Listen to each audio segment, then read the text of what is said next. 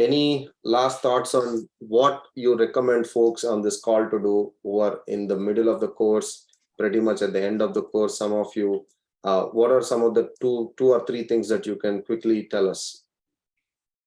For me, what I did is, there is a week in between each class, right? So make sure, take time, listen to the course and make your own notes after each and every course so that you remember them, so that you will be like, it's in you whenever you have the job, like, when you're applying for the jobs, interviewing, it will really help. And follow everything what Abhishek says and follow everything he says. That's the mantra.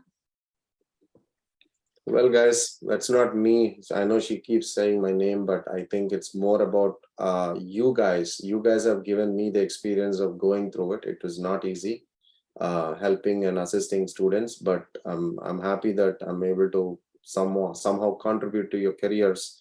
But I believe students have given me that experience, and I'm just going with the flow here. But thank you, Sudha, for coming on the call, and I wish you the best. But Thank you. Thank you. guys, we'll meet up on Thursday. Bye.